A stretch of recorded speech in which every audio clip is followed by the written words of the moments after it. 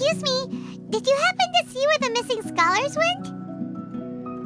You mean the village keepers? Oh, let me think. When I was eating dinner the other day, I saw one of them by the side of the road, muttering away and eating mushrooms and tree roots. They shouldn't go around eating that kind of stuff. Okay. Did you notice anything else? Anything else?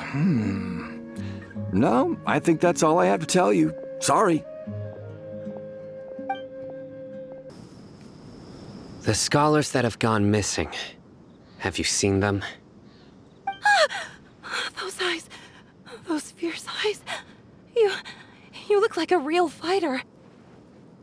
Don't change the subject. Right. You were asking about the mad scholars. I think it's been a few days since I last saw them.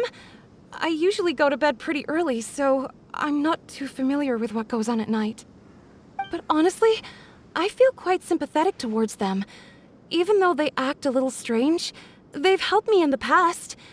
If it weren't for them, my house would have collapsed long ago. Do you also think Grandpa and the others are good people? Grandpa? Oh, hello there. It's little Isak. You mean that nice man who looks like your grandpa's long-lost twin, right? He was actually the one who protected my house. I saw it with my own eyes. He happened to be staying near my house that day and was doing something with his hands on the ground. It still feels pretty surreal now that I think back on it. Did someone teach them how to do that? Well, whatever the case, I'll always be thankful to him and whoever taught him to look out for others. I'm pretty sure that if I ever went mad, I wouldn't be able to do anything like that. Gotcha. Thank you. Sir, have you seen my grandpa recently? You know, the one who likes to sit and space out near the village entrance. Oh, well, if it isn't Isak. Oh, your grandpa, huh? It's been a while. The last time I saw him, he was spacing out by the road as usual. I went and asked him if he'd like any of the food I had prepared, despite my wife's protests. Like many people, she's really quite terrified of them. And speaking of my wife, she's still always complaining about how I don't make enough mora. That might explain why she's always mad at me. Oh, thank you. Thank you for taking care of him. It was nothing. You're looking for him, right? Did he go for a walk and get lost? Yeah. That's no good. Well, once you found him, come by my place again and I'll cook a little something for the both of you. I've known you since you were very young, so as far as I'm concerned, you're family. Please feel free to come by anytime. Wow, what a nice guy! Okay, thank you, sir. Huh? Don't say anything for now. Isak, stay here. Let's head over there. Stay quiet as you move.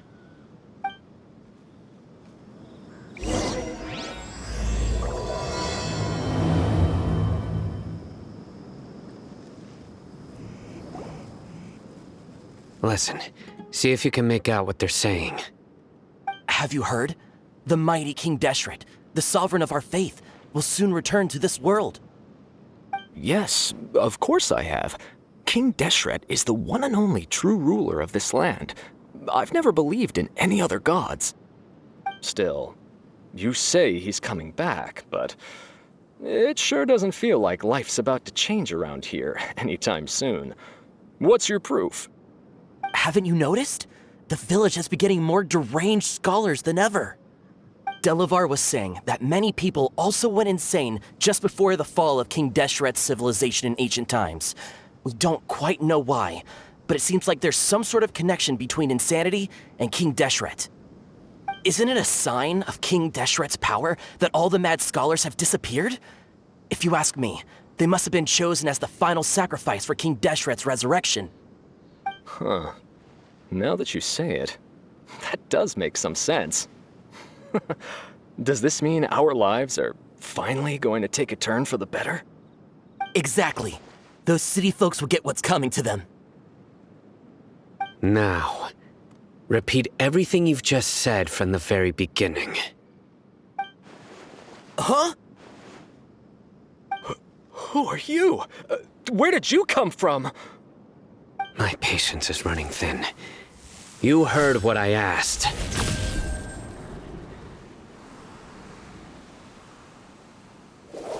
Yeah! Bro, this guy's something else. Just look at his eyes. One wrong move, and he's gonna flay us alive. Let's not get on his bad side, okay?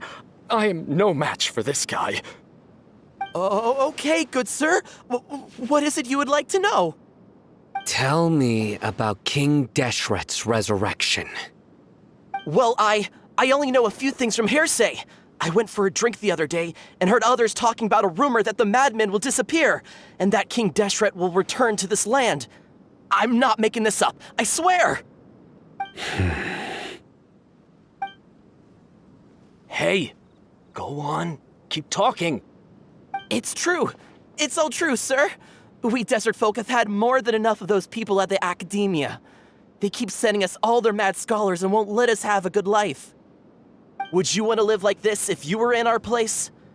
The radicals were even more thrilled than me when they heard the news. We're all praying for King Deshret's speedy return. Delavar also said that once King Deshret returns to our side, it's only a matter of time before we conquer the land on the other side of the wall. They're all willing to serve under King Deshret and fight for a share of the glory. Is that so? Seems like he still wants to know more. Keep talking. Got it! At first, I told myself it was just the drink talking, but then all the mad scholars vanished without a trace, just as the rumors said. Please don't beat me up just for mentioning these rumors. If I'm guilty, then everyone else around here is also guilty. I'm just saying what the others said. The people here really like King Deshret, but dislike the Dendro Archon. Where is this radical person you talked about? I haven't run into him over the past few days, so he probably hasn't been around the village. What about you, man? Have you seen him at all? No, not at all. We wouldn't dare lie to you. He's really not here right now. Sounds like you're not too close with the radicals. No, of course not. All we know are their names. I have many ways to stop you from talking, and many others to stop you from sending warning messages. So you'd best just stay home and hope I don't hear of you trying to contact anybody. Don't do anything until I've gotten to the bottom of this. Try something foolish, and even Candace won't be able to protect you. Yes, got it. We'll do just as you say. That scared Paimon half to death. Sino is pretty terrifying. He didn't try to reassure us at all. It's like he's used to hearing that. Oh, Paimon bets lots of people have told him that before. I heard that. Sorry. It's part of being a Matra. The rumor we heard just now seems like a strong lead, but we need to check a few more places. Very well. Isak! I'm here. Where's your grandpa's house? Well, I can take you there. Just follow me.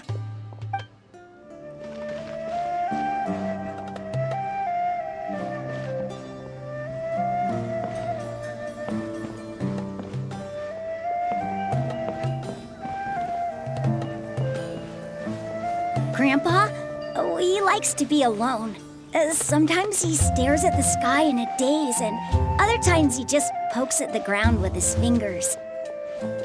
Every now and then, he yells out at the top of his lungs, so a lot of people are really scared of him. But he's a good person, really. I know he is. I swear, he's just like my real grandpa.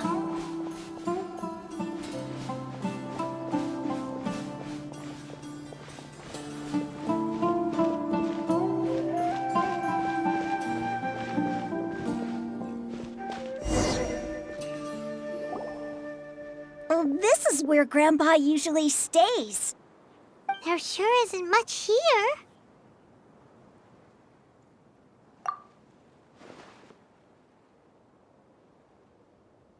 No. Incense?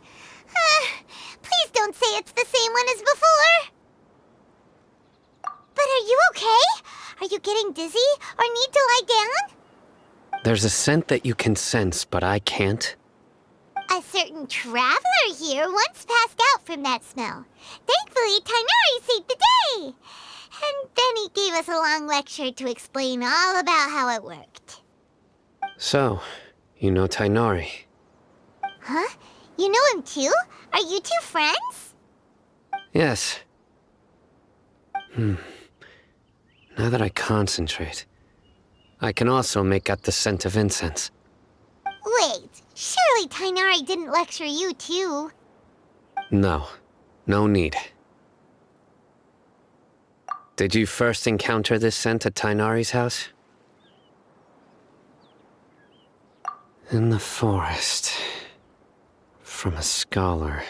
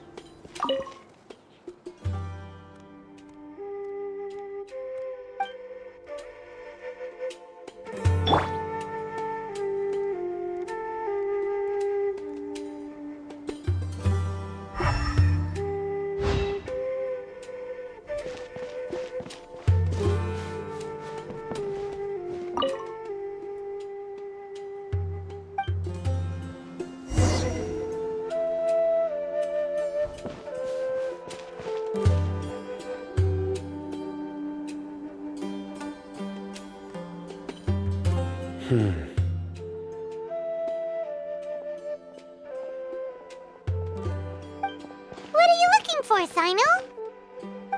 Here it is. Take a look right here. Paimon doesn't see anything. Although the traces have been completely buried in the sand, there are footprints here. From the size and shape, they belong to an adult male. This pattern is a common one from this area. Local shoes. This was probably someone from the village. The scent is quite faint, but still extant. The footprints head in that direction. But who would come looking for Grandpa? He doesn't have any friends. We'd have to ask whoever lured him away with the incense. Huh? So you can lure someone away with just a scent?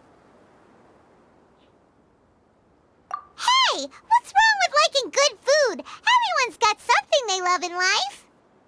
Exactly. Most scholars are fond of incense, since the smell supposedly helps them clear their minds and discover new knowledge. Even deep within the clutches of madness, they still yearn for their knowledge-seeking days, and will follow the scent whenever it presents itself. No, Grandpa. So, someone's taking advantage of their weakness? Huh. Still, why would anyone want to abduct all the scholars? Are the rumors really true? Could the disappearance of all the mad scholars have something to do with the radicals? It's highly likely. Please, you have to save my Grandpa. Grandpa's never done anything wrong.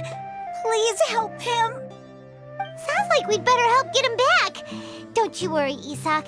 We won't let whoever took him get away with it. Let's head to Aru Village and inform Candace and the others about what we learned here. After that, we'll set off to find the scholars. Right. The darker fabric definitely looks a lot better. That'd be my choice, too. We're back, Candace! We've got a lot to tell you. Ah, welcome back. Sounds like everyone's friends already. Oh, Dia's here too! You bet. So, everything goes smoothly? Reasonably. Alhaitham didn't go with you? We haven't seen him at all. Huh. I saw him around the village entrance earlier and figured he was investigating with you. I guess he must have gone off on his own. Did you find out anything useful?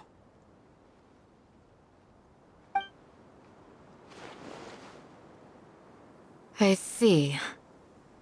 So someone used a kind of incense to lead the exiled scholars away from the village.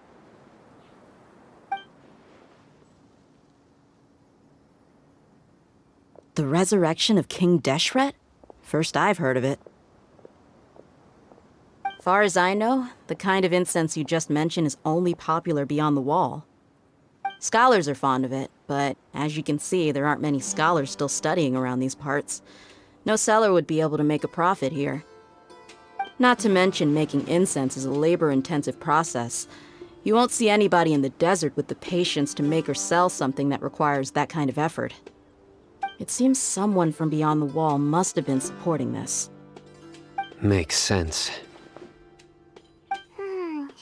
So what should we do then? Do we go back to the academia and search for leads there? If it was any other day, that would be your next logical step. But today, you've got me on your team, so you get an extra tip. Didn't you say that the villager got his news from the tavern? Well, I also like to drink at the tavern, so I know a thing or two about these radicals he mentioned. If Paimon remembers correctly, the leader of the radicals is some guy called Delavar. Ah, yeah. Delavar, the scar-riddled bandit, Engur, the wide-eyed butcher, and Jabari, the duck-tailed bearded crook. The whole lot of them are known around these parts.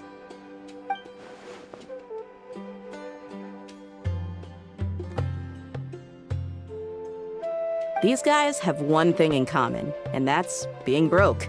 The rougher life gets, the more they want to believe in King Deshret. Way they see it, King Deshret's resurrection is their only chance at overthrowing the academia. Throwing all of Sumeru into chaos is the only way to change the way of life here in the desert. Anyway, that's my guess why they've chosen to become radicals.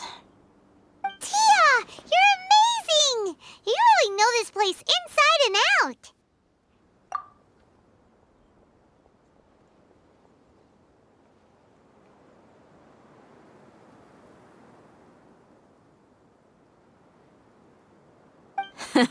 No merc can afford to slack off on gathering intelligence. Every more I've spent in the tavern has been a valuable investment.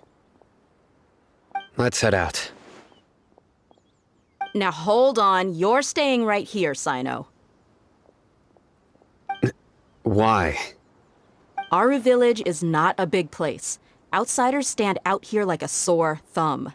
I'd bet word about you has already gotten out. The desert is unforgiving, so the way of life here is also a lot tougher than on the outside of the wall. You survive on making connections out here. Compared to you, mercs like me are just third-rate amateurs. I've got no actual fighting skills to speak of. But that also makes it a whole lot easier for me to gain the locals' trust. I need to go around and ask some questions, but it'll be difficult if you're with me. Fine. Good. Then we've got a plan.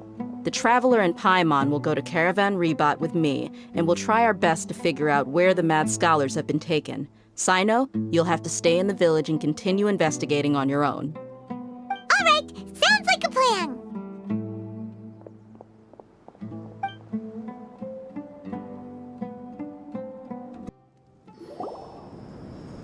Well, Sounds like you're starting to get familiar with the area. Paimon's amazed every time we see the Wall of Samiel. How can a wall this tall even exist? It's almost unreal. I know what you mean. I had the same question every time I walked this way when I was a kid. Also, why is this high wall here? And can a wall really block sandstorms? It was only after I grew up that I realized the Wall of Samiel isn't just there to keep out the sandstorms. It serves a more important purpose, keeping out people like us. Sumeru is run by wise and mighty sages. To them, us desert dwellers are nothing but tools that can be used and discarded at their whim. We're cheap labor, like livestock, but easier to control. Nothing more. Even if a child from the desert got the chance to obtain an Akasha terminal, almost all their requests for knowledge would be denied. The academia believes we're underserving. Geniuses like Sataria are 1 in a million. The other children never get a single chance to try and rewrite their fate, even though the academia knows very well that we're humans, just as they are. That's terrible. I would tear down this wall with my own hands if I could. Hey, Dia. You're not thinking about doing anything scary, are you? No, not at all. This place just gets me thinking, that's all. Besides, we're here to procure information, aren't we? Yep, we gotta catch those... Shh. Caravan Rebot is crawling with people, so be careful what you say. We don't want anyone to find out what we're here for. Our mission started the moment we arrived here. Let's go check out the tavern. Maybe we'll find someone I know.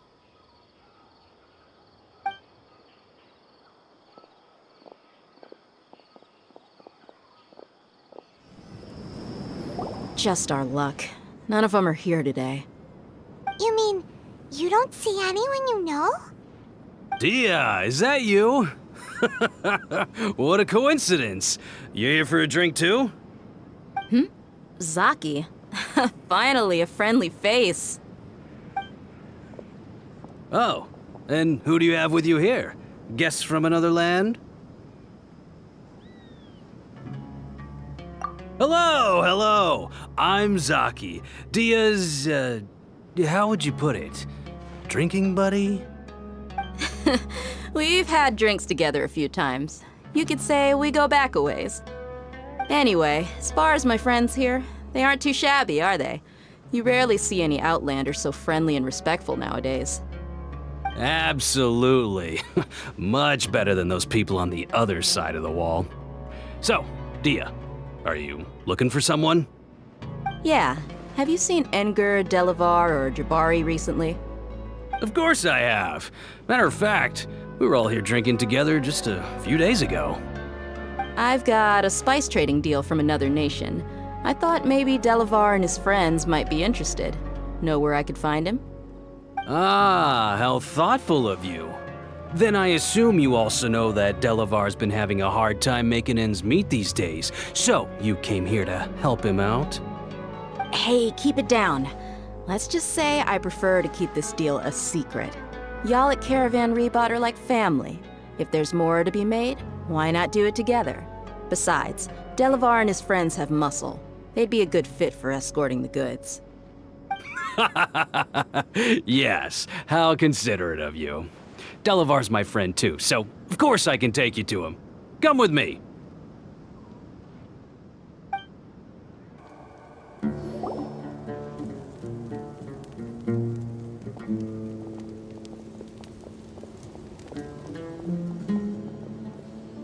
Are we there yet? Yep, this is the place. This place is practically deserted. What are they doing in a place like this?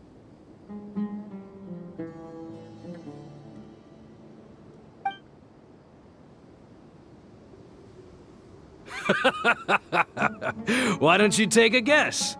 Go on. A wild stab in the dark. You're like lambs to the slaughter. Oh no! It's an ambush!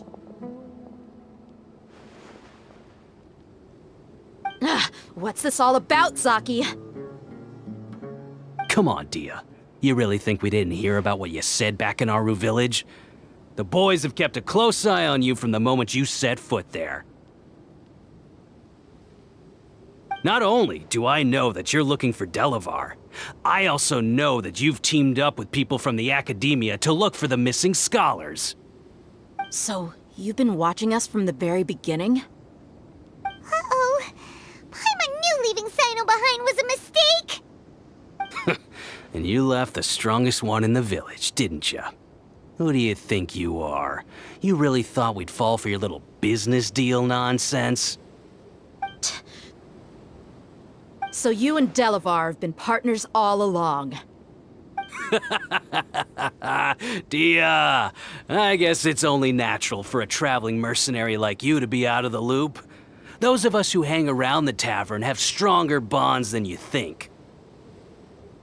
But you got one thing right. We're all looking forward to an uprising in Sumeru. There's nothing more we'd like to see than the desert folk overthrowing the Academia. If that's the case, then I'm sure Delavar wouldn't miss a second of it. I'll be honest with you, if it weren't for what you said in the village, your little monologue about the Wall of Samiel would have convinced me that you're one of us. Delavar. And Engar, you're here too, huh? Long time no see, Miss Mercenary. You should have known the traitors are what us followers of King Deshret despise the most. Dia, I thought that you, a fellow desert dweller, would understand why King Deshret is greater than the Dendro Archon. Little did I know, you don't deserve to join us. Yeah, gee, what a missed opportunity. Adopting radical views and kidnapping innocent scholars, all because of some baseless rumors. Anything else I'm missing out on? See? There you have it. Mercenaries are just a bunch of faithless scum with only one thing on their minds. Mora. Pathetic. You're all like a pack of street rats. You're not wrong. Mercenaries are driven by Mora, and my faith lies with whoever's paying me. As long as there's a profit to be made, anyone can become my friend. Enough talking! Get him!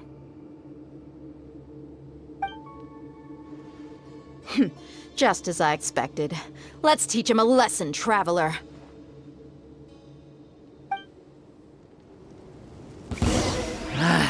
A new punching. Gather! Not too far now.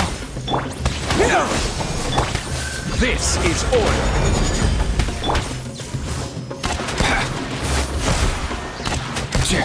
Here.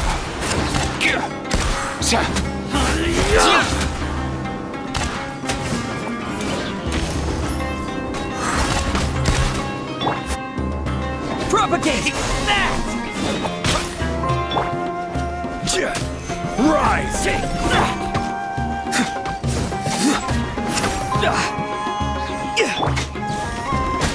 Nothing personal!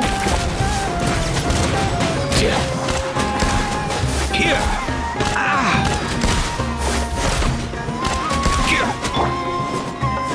Skip that! Take that!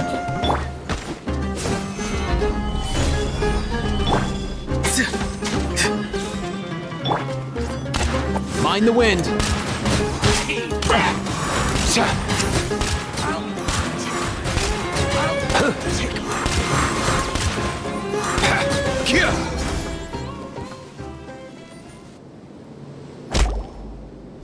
Impossible! How could you? So, what do you think about your meticulous network now, Zaki? How did you say it? It's only natural for a traveling mercenary like me to be out of the loop. I'm guessing your informant told you that I'm just an incompetent merc with no real fighting skills, correct? I mean, that is what I said after all. And of course you would believe everything he reported. The only thing you know about me is that I'm a mercenary, but you've never seen me in action. Even though you heard we went to handle monsters together, you believed that Candace was the only one doing all the real fighting. That so-called Flame Main is just a fraud. She admitted it herself. She just uses her connections to gain the trust of others. That's what you thought, right? Ugh. You lied in the village because you figured that we'd have people watching you. And you were stupid enough to fall for it. I figured as much the first time we drank together. You all thought you were so smart. Pathetic. Okay, that should be all of them. Whoa! So you've been planning this since we were in Aru Village? No task can be done without preparation. I just happened to notice a couple suspicious-looking people while you were out investigating. Oh, but instead of catching them right away, you let them report back. Those two who were snooping around were just a couple small fries. If we want to get the real catch, we have to be patient and give it some time. Oh, you mean the funny name she mentioned back in Uncle Ampu's house? The wide-eyed butcher, scar-riddled bandit, Paimon can't remember them all. That's just a bunch of drunk talk. Edgar and Delavar like to talk themselves up when they're drinking. Edgar, the wide-eyed butcher, and Delavar, the scar-riddled bandit, are the nicknames they came up with for themselves. Alcohol has a way of making people share what they really think, so Edgar and Delavar are always rambling in the tavern about how King Deshret is a superior deity. What about Zaki? He's just a numbskull who fell right into our trap. Zaki was probably the best hidden of them all. My initial plan was to find Delavar first, and then try to track him down. That's what you wanted to ask when we were at Uncle Anpu's house, right? Jabari is one of the villagers you talked to. You know, the one who wanted to treat Isak and his grandpa to some food. Wait, so he's a radical too? No, he isn't. I just needed to tack on a random villager name to make the eavesdropper think that I was making some wild guesses based on my impressions. Wow, what a genius idea! Well, that's an expert mercenary for you. Ah, you're too kind. It was straight from the usual playbook, if I'm honest. So, that thing you were saying before, is it really true? About what? About how mercenaries only care about Mora, and that anyone's a friend as long as there's a profit. Does that bother you? What makes you so sure? Dia, do you dislike the Dendro Archon like the other desert folk? You two are pretty sharp. No, I don't have anything against the Dendro Archon. I've heard a lot of nice things about the Lesser Lord from Dunyarzad. I can understand her devotion and gratitude. Dunyarzad's just an ordinary person.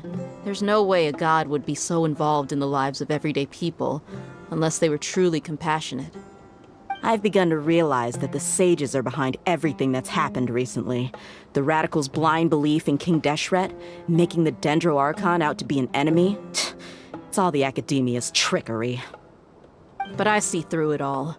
And unlike them, I can never be hostile towards anyone who's never done anything wrong. Dia. Anyway, looks like we're done with business here. Traveler, lend me a hand. Let's tie him up and bring him to the village.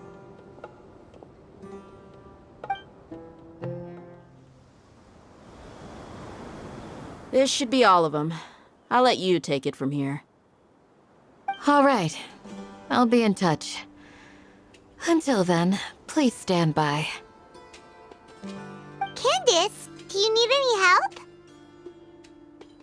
Candace will be okay on her own. I trust her, so you can too. She's been guarding Aru Village for quite some time now. If anyone is qualified to question the offenders, it's her. While I'm questioning them, why don't you pass some time by exploring the area? I'll meet you back here tomorrow morning, Traveler. As for these idiots, let's just hope they live to see another day.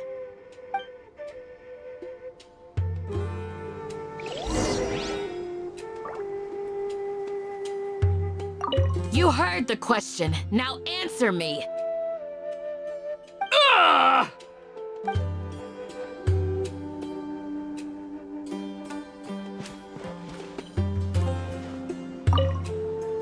Candace is an expert at dealing with people like this.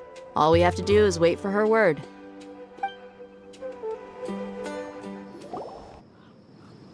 Hey, Dia!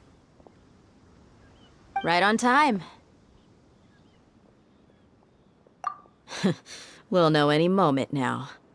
Paimon's been wondering. You seem to know Candace pretty well. Have you been friends for a long time? We've known each other for some time now. She's a pretty interesting person. Even though she's an extremely strong warrior, she never misuses her powers against others. Oh, Paimon knows what you mean. Like a lot of martial artists say, never take the fight outside the ring. Yep, I guess you can put it that way. It takes strong convictions to be as dedicated as she is, and shoulder that kind of responsibility. Us mercs, on the other hand, we pretty much live from one day to the next. Well, Paimon thinks you're great, too. Really? Thanks for that.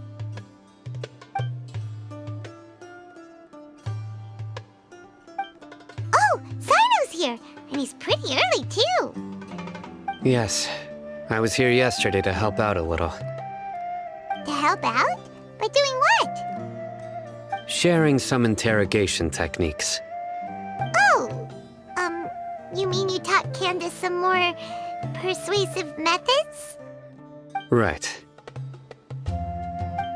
Come on in, everyone. Come on, let's go inside.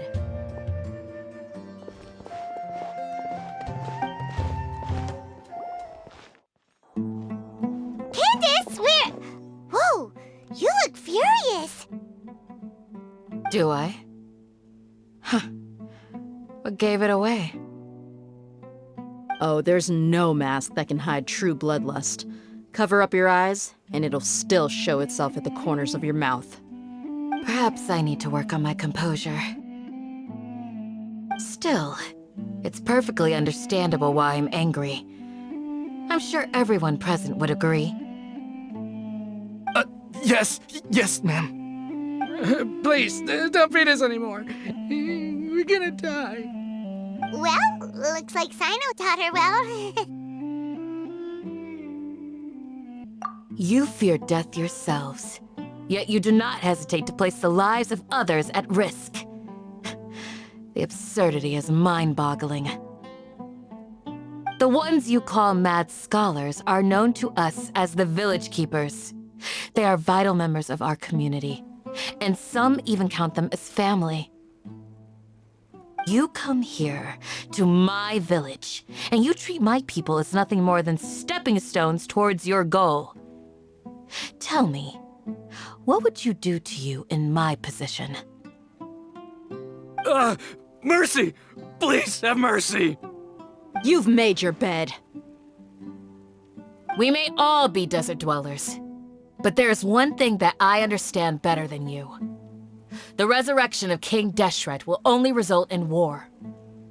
And war serves no one.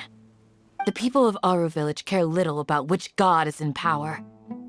Life may be tough and tiring, but we wish to preserve our way of life. A war would only cause us to lose all that we have. And that is not a responsibility that you can afford to shoulder. We understand. We're sorry. I'll tell you everything I know. Please, just let us go. I'm listening. You might not believe this, but it wasn't us who came up with this idea.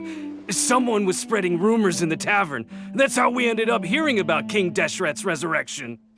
Some mystery man told us that mad scholars will make the perfect sacrifice to usher in King Deshret's resurrection. They give their lives, and we can get anything we wish for. They're called Village Keepers. Slip up again, and you'll regret it. Yes, sorry. It was all that mystery man's doing. He told us to spread the word about King Deshret's resurrection, and talked us into helping him. In return, he said he'll... I'm not sure. That's one. Huh? One what? Strike. You get a total of 3. Then, you die by my hand. Wait, I'm telling the truth. We don't know anything. It was all him. 2. He got us to lure them out of their houses in the night with some kind of incense. We take them to a junction outside the village. Then the mystery guy takes them from there. You gotta believe me, please. I'm telling the truth, I swear. Just ask them if you don't believe me. That was indeed the truth.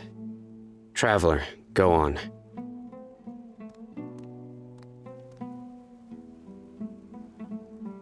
You have to believe me. If I knew that, I would have told you his name right away. I'm not risking another beating to keep his secrets. No way.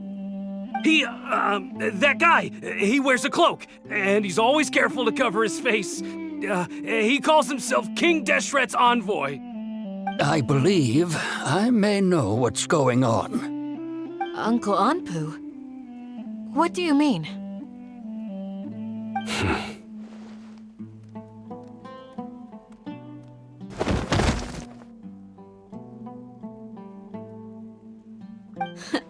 Smooth. Okay, speak. If my suspicions are correct, this mystery man they speak of could be from the Academia. Some time ago, people from the Academia attempted to take the village keepers away. I refused, insisting that they are part of our community. It strikes me now that this secretive character shares the same goal they had. Which means it's highly likely that the Academia was purposely spreading a false rumor to trick the radicals into delivering the village keepers right into their hands. They were the ones who brought them here to begin with. Now they're trying to take them back? We aren't gonna let that happen. Not the Academia again. Just as I thought. But what could they want with the village keepers? People are nothing but tools in the eyes of the Academia. A change in their plans likely means they found another way to exploit the scholars. Regardless, our top priority now is locating the village keepers. You're right. Isaka's still waiting for news on his grandpa. Time to go. Let's leave the village and try to track them down. Yes. Pack up and get ready to leave. You got it. Candace, I'll let you deal with the radicals. Leave everything outside the village to us. All right. Let's meet back here once everyone's ready.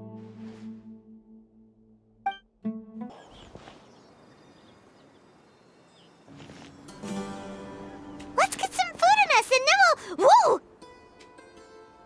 Where did you come from? Well, as you can see, I am merely sitting here and reviewing what we have deduced thus far. You were gone for ages, and now you're suddenly sitting here musing to yourself? Where have you been anyway? Hey, what's with the silence? You never think things through before asking questions. I'm giving you some time to make up for that. Paimon's so mad! Paimon's gonna give you an ugly nickname! Never mind. Paimon's got nothing. There's just nothing super obvious to pick with this guy. It makes it so hard. Well, you've heard nothing to suggest I left this whole time. So clearly, I stayed in the village to investigate. Anyway, you plan to leave Aru Village and keep searching for the truth of this matter, yes? Yep. We're not gonna find out anything more by staying here, so we thought that we might as well take the search elsewhere.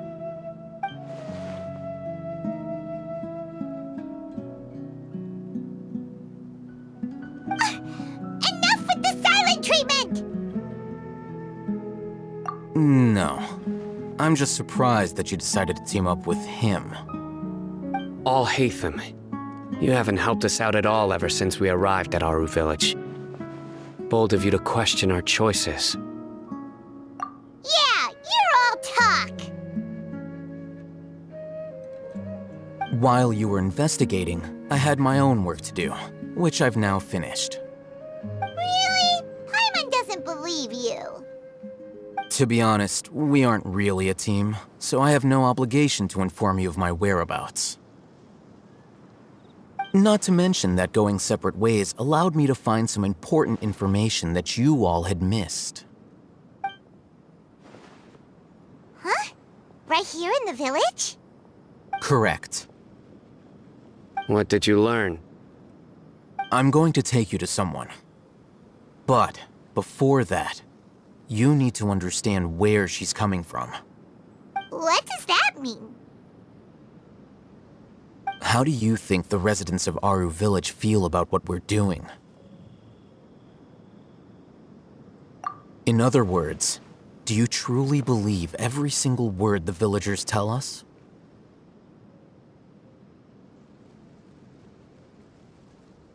You mean, some of them lied to us? Hiding the truth does not necessarily equate to lying. Again, these people have their reasons. Remember what Gandis said? Most people in Aru Village don't necessarily care which deity is in charge of Sumeru. That's because whether King Deshret or the Dendro Archon has power is of little significance to them. By contrast, the perils of their daily lives are ever-present concerns. They won't simply share everything they know with you without good reason. That's why you believed there was no further information to be found in this village. Glad you're following along. Among those you have talked to, there's someone who was consciously keeping you out of the loop. In fact, she's been observing your every move since you arrived. The reason being, to someone who only wants to live their life in peace, any external factors introduce unpredictability into the equation. Those eyes. Those fierce eyes. You look like a real fighter. Don't change the subject. It's quite obvious that she's intimidated by Sino's authority and strength. Right. You were asking about the the mad scholars. She corrected herself mid-sentence because she's aware that there are King Deshret fanatics in the village. If she sounds too friendly towards the village keepers, she could easily make herself the radicals' next target. I think it's been a few days since I last saw them. I usually go to bed pretty early, so I'm not too familiar with what goes on at night. Remember? She made a point of denying her involvement in anything that occurs at night. But honestly, I feel quite sympathetic towards them. Even though they act a little strange, they've helped me in the past. If it weren't for them, my house would have collapsed long ago. After speaking to the village chief, it became clear that the village keepers had protected Aru Village at night. In other words, the young miss was very much awake during that time. Then, why would she lie? By getting involved with an outsider, she risks drawing unwanted attention to herself. As for why she might be so wary about all this, maybe you should ask her. I'll pass on this one. You said that she is afraid of me. If so, it's best if I stay out of this. We're on it! Miss Shawnee, as we discussed earlier, I've brought someone with me. Mr. Alhaitham, I'm aware of where you stand, but how can I make sure that your friends think the same as you? Huh? What do you mean? We need to clarify our stance or something? Go ahead and talk to her. You'll get the answers you want. Go on. Earn her trust.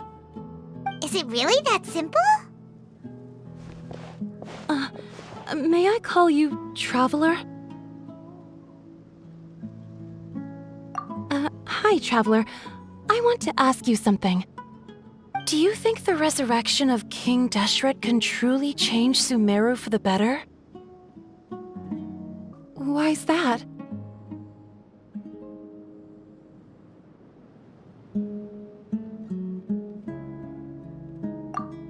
That's very similar to what Miss Candace says. I know you two are friends. That's why I'm willing to talk to you, even though I do have some reservations. Before, I wouldn't even have the courage to ask something like this. Traveler, do you believe our lives will get better?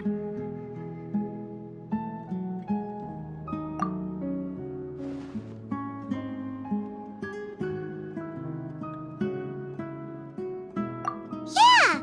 We came here from another nation, so it isn't wrong of you to be weary. And we aren't really residents of any one nation. But even so, we've met lots of people from different places, and we've always fought for what we believed in. We have friends in Sumeru, and we want to help them. That's why we decided to stay here for a while.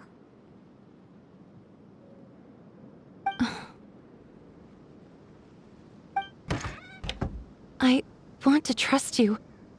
My apologies for posing my questions like that. To be honest, I didn't expect you to come back for more information. Alhaitham told us you have your reasons. It's okay. We understand. The fact is that only one side of my family is desert folk. I don't really fit in anywhere in Sumeru. Some believe in the Dendro Archon, while others believe in King Deshret. I don't belong to either side, and neither side would want me. Speaking of which, the Radicals mentioned that they despise traitors. Do they just think that anyone who's different from them is a traitor? Yeah. Some people can be so narrow-minded when it comes to bloodline and beliefs. It makes no difference what I say or how I behave. I'll always be suspected of having ulterior motives. Slowly, I just stopped talking to people. I pretended not to hear or see anything. All I want is to live my life in peace. And then it happened. The village keepers who had helped me disappeared with no explanation, and I didn't dare breathe a word about it to anyone. Until now. You can tell them. I'm sure he'll keep your secret. All right. I'll tell you what I told Alhaitham. I actually have a sharper sense of hearing than most. Sometimes, I hear strange crying sounds in the night. There are ghosts? Perhaps. I'm not sure. It's faint, but it's definitely the sound of crying. It comes from far away in the distance, and always carries very raw emotion. It used to be louder and more frequent, but ever since you arrived in the village, it doesn't seem to happen as often, and when it does, it's much quieter. I have to focus really hard to make it out. I confirmed this with the guards on night duty. They also have someone with a good ear, and he's heard similar sounds at night. But because we're in the middle of a desert, he would rather believe that they are the cries of beasts than ghosts.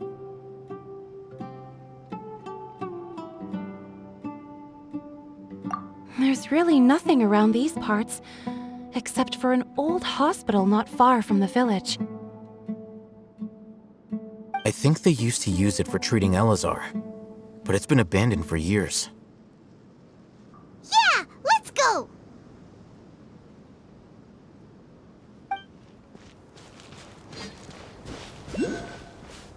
Oh, is this the place? It's in terrible shape, and there's sand everywhere. Empty and forgotten. An ideal place to hide people.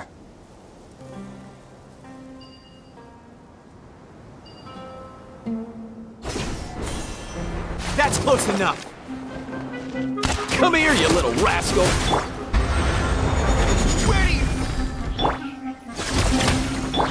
You're Mind the wind. I'll get back. Here. I'll be back.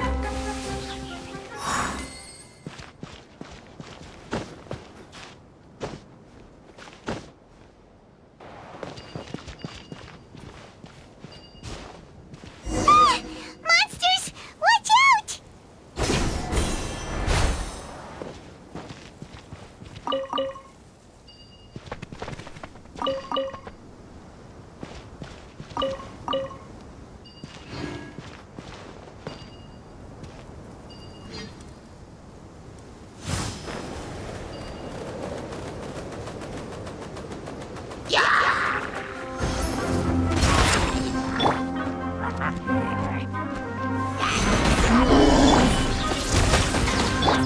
Scatter!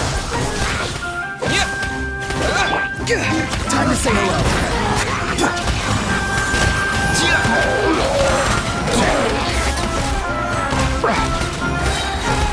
Nothing personal. I will have order. Farewell.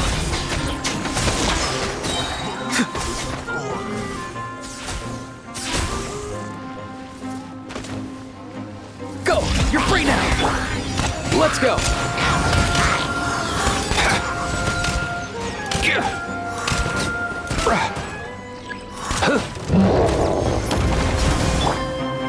Stabilize! Propagate! Not too far now! Up and away!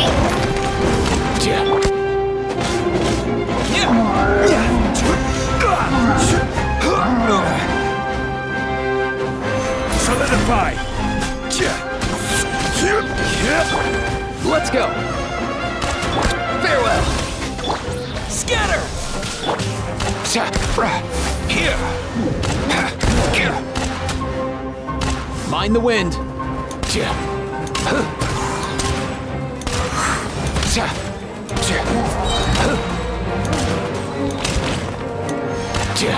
Come here, you little rascal! Stabilize! Not too far now. Time to say hello. This is order! Propagate! Let's go! Terminate! Up and away!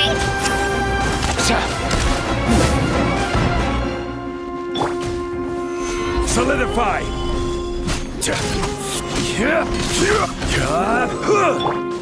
Scatter! Be free!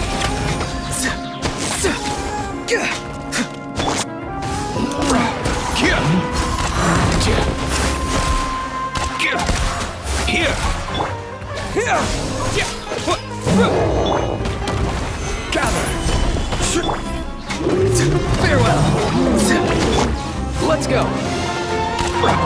Go! You're free now! Propagate!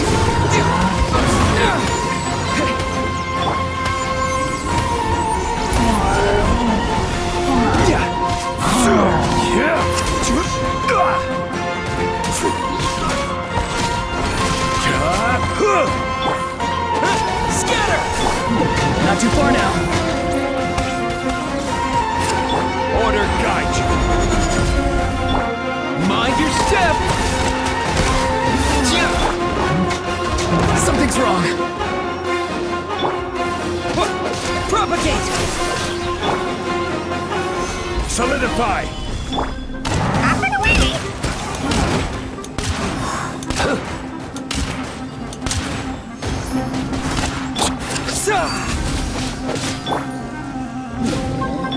Farewell!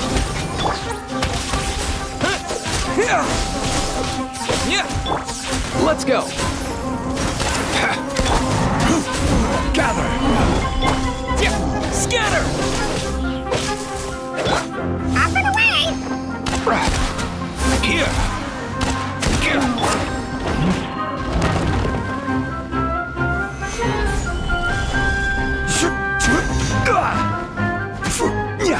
They were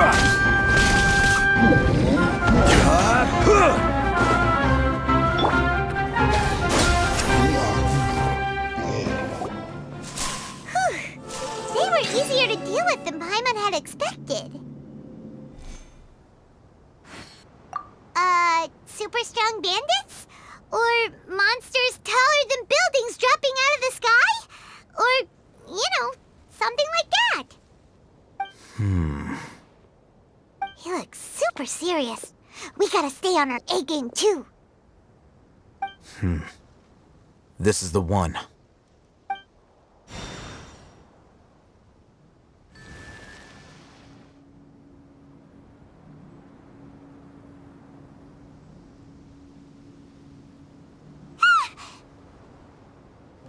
Let's go in and take a look.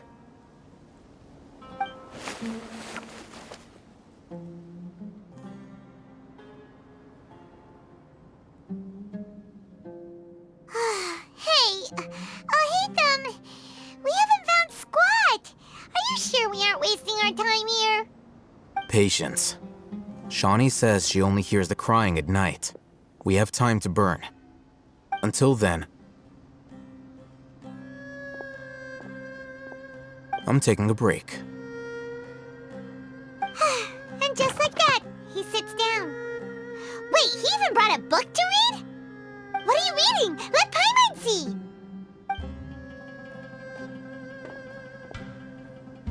Okay, sure.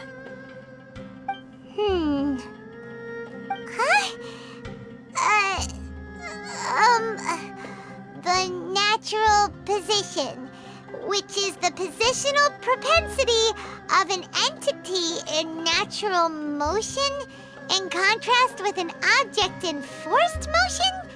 Huh? When free from external influences, every entity displays the tendency to follow its natural trajectory? So, you got that? Oh, Paimon gives up. You keep reading your book. See ya! How is he so relaxed? Look at him, reading an impossible book in a creepy place like this. Hey! Paimon's your Teyvat travel guide. Paimon knows plenty of useful stuff already. And anyway, it's not Paimon's fault that the books people read in Sumeru are so complicated.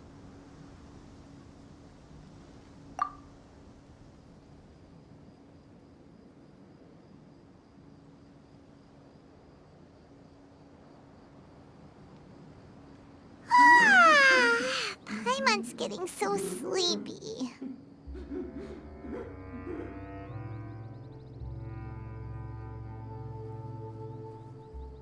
Huh? What was that sound? There it is. It's coming from that direction. Is the sound coming from here? Huh. Paimon's not seeing anything.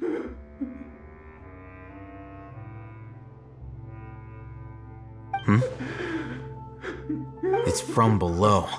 But there's no way we can get down there.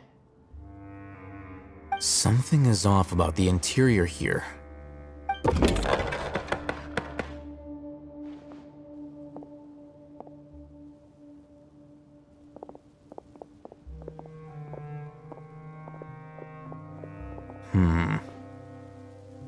As I thought, there's a hidden structure. Wow. It's like they tucked another hospital into this one. Oh, it looks like there are other mechanisms around here. Let's keep exploring.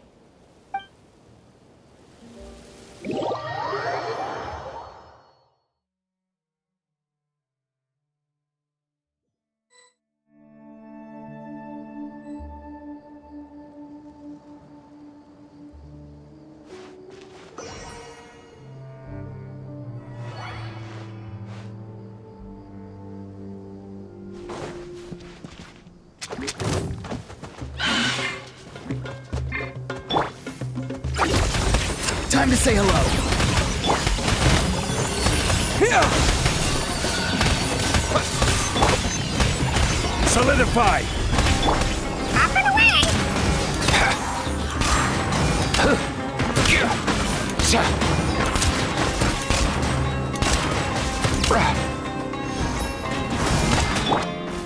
Propagate! Spring forth!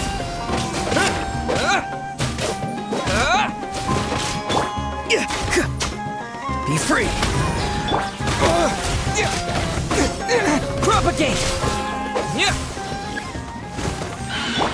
Nothing personal!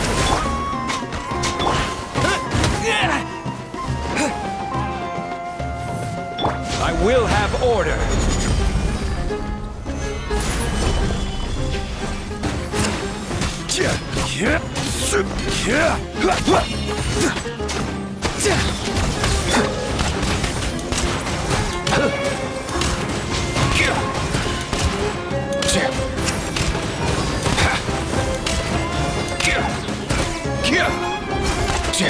Go!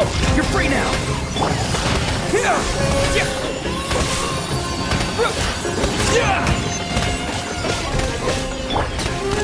Let's go!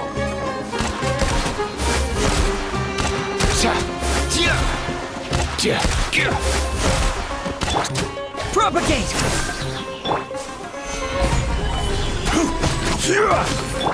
Germinate! Up and away!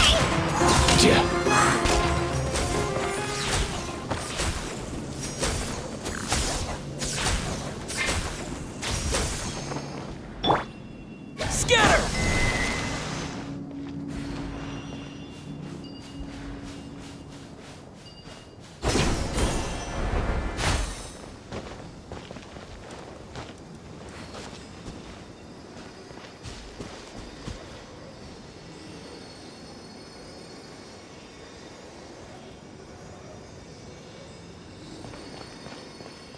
Propagate!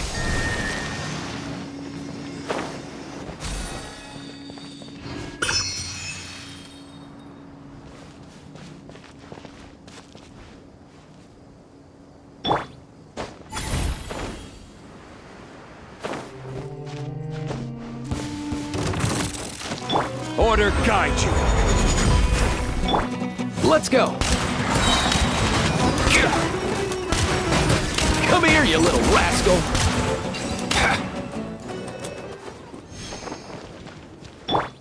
Scatter!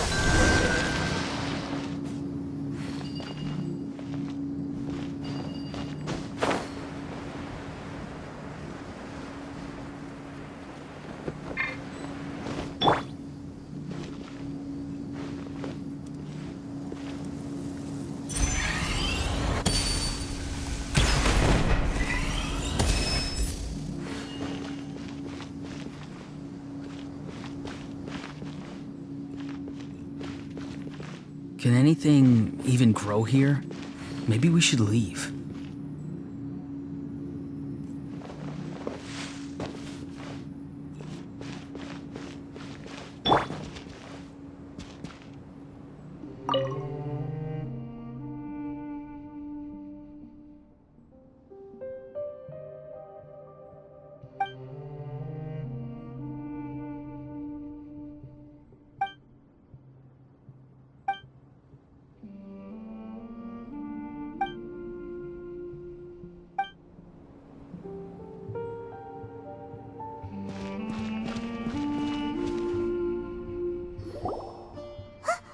Look!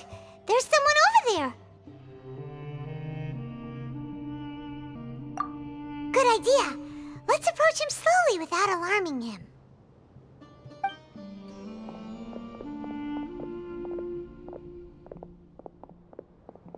Wait.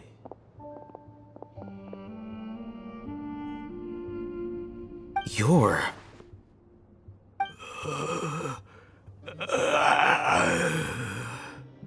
He can't speak, and his eyes are unfocused. But he looks too young to be anyone's grandfather. Also, why is he the only one here? Didn't expect to see him here. You know him? He's Razak, a senior of mine at the Academia. He's a scholar too? Is he the kind that holes up in a forest and mumbles stuff about training? No. And that's the problem. Razak was never involved in any of those things. He never trained in the forest, let alone reach Satyavada life. Leaving that question aside for the moment, him being here alone means that we might be too late. Looks like they've already taken everyone away. For whatever reason, they left Razak here. Perhaps they simply didn't have time to come back for him. There are drag marks on the ground. They're clearer by the doorway. Someone was forcefully drawing a cart that was loaded with something heavy. Loaded with people? That is one possibility. It looks like they were in a hurry, as if they were afraid of being caught. In their haste, they failed to notice Razak hiding in a corner.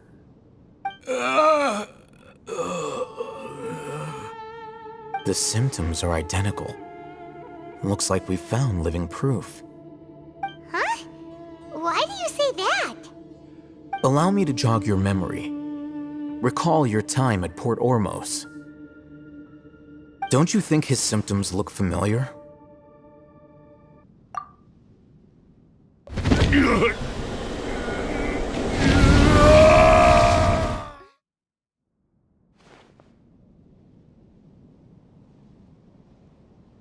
Oh, now that you mention it, they're acting the same way. Correct. The Academia is behind all of this. It isn't difficult to deduce their rationale. First, the Academia spread a false rumor of King Deshret's resurrection, emphasizing the role of the village keepers, the mad scholars who were exiled to Aru village. These rumors were all the persuasion that the radicals needed, and those based in Aru village leapt into action. Unbeknownst to them, of course, through rounding up the scholars, they were actually helping the Academia. As well as being able to exploit the radicals for their own ends, this scheme has one further advantage to the Academia. All the risks and responsibilities are offloaded onto King Deshret's followers. Life for the desert dwellers has been brutal ever since King Deshret's death all those years ago. Beneath the surface, feelings of desperation are widespread. Many would give everything they have for the prospect of something better. Anyone looking to exploit that for their own ends simply needs to make a few empty promises. Even if complications arise, people will see that those involved are all followers of King Deshret and look for no further explanation than differences of belief. A deep-seated mistrust of the desert and everyone in it by the rest of Sumeru will make sure of that. The notion of an Academia plot wouldn't even cross their minds. It may seem like a simple strategy, but it is able to work wonders under Sumeru's current circumstances. Oh, that makes a lot of sense. It's in line with the village chief's theory, too. But there's still one very important question. Wasn't it the Academia that brought the scholars to Aru village in the first place? Why does it want them back now? Throughout this process, one thing has changed. The scholars' identity. First, they were scholars. Then, they became lunatics. After that, they were exiles. And finally, they become missing persons. An exile is still patently a living, breathing human being. But when someone becomes a missing person, that is brought into question. If you can't find someone, you have no way of knowing what exactly happened to them. That makes missing people an ideal resource. Resource? For what exactly? One possibility is that the information in their brains could be extracted into knowledge capsules. Extracted? You mean canned knowledge comes from people's brains? With the technology of the Sumeru Academia, it's entirely possible. Perhaps the process caused them great suffering, which is why they cry out in the dead of night when no one is watching them. So, the human brain... Nope, nah, Paimon doesn't want to think about this. I'm the Academia scribe, after all. I'm familiar with their projects. Anyway, judging by Razak's state, the contents of a divine knowledge capsule were extracted from his mind, but something went wrong in the process. Or perhaps his curiosity got the better of him, and he used such a capsule for himself. Paimon's a little confused. Can they just use anyone's brain?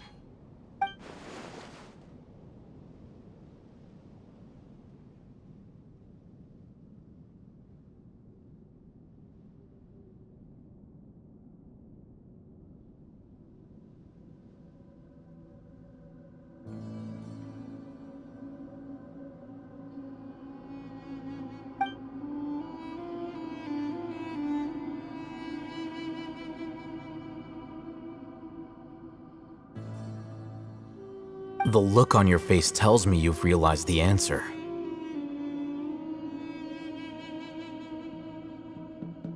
That's right. To some scholars, gaining knowledge about the gods is their entire life's pursuit. Extracting canned knowledge is just one of the extreme measures they turn to. However, I can't help but wonder, what do they seek to gain from divine knowledge? The Academia is going out of their way to look for forbidden knowledge, but what is their ultimate goal? I've spent quite some time trying to analyze the contents of the divine knowledge capsule, but to no avail. It seems like my way of thinking is too different from theirs. You mean you're not even slightly interested in getting your hands on this forbidden stuff? All scholars seek to expand the horizons of knowledge, but I'm not particularly interested in gods, so I don't share their degree of zealotry. Extracting information from people as if they were lifeless objects? If this is the direction of academic progress, then the Academia may as well shut its doors. Sounds like you're really against all this. Of course. The Academia's actions run contrary to their rules. Whether it be academics or knowledge, everything has its boundaries. If those lines are crossed, the rules and order that govern everything in the world will be destroyed. This matter needs to be corrected, just like fixing a typo in a book. Wait, didn't you step in to help because you felt sympathy for those poor people? Not to be callous, but no. My criteria are a little more restrictive than that. There is no shortage of suffering in Sumeru, and the same can be said for the rest of Tevat as well. What do you plan to do about that? Save every last person? Probably not. Paimon's not sure. You can say that. Simply put, I don't blindly place my faith into strength or heroism. I do what I want. The divine knowledge capsule is something I want to investigate in full. That doesn't mean I'm willing to take action for the sake of a few strangers.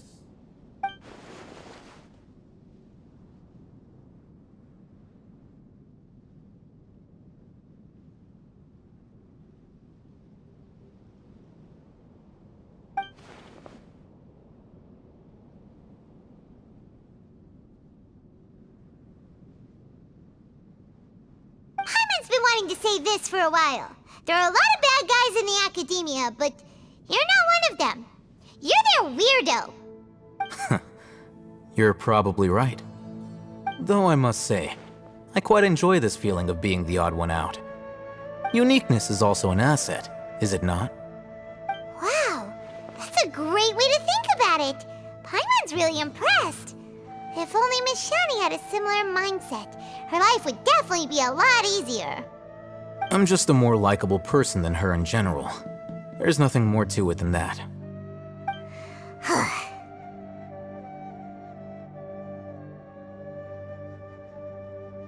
He won't last long if we leave him here. Let's take him with us. We'll work out our next step after we return to Aru Village. We're back! You must be tired. You should rest and take some water. What's the situation? Who's this?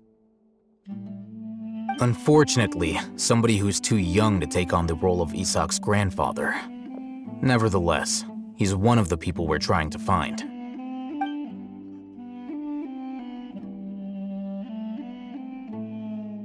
So, at one point in time, the abandoned Elazar Hospital served as the Academia's site for extracting divine cant knowledge. Yep, pretty much.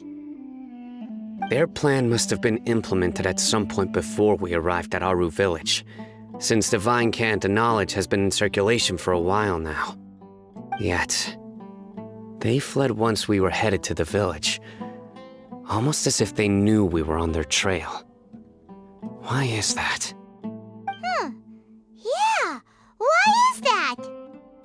We may have a mole in our midst.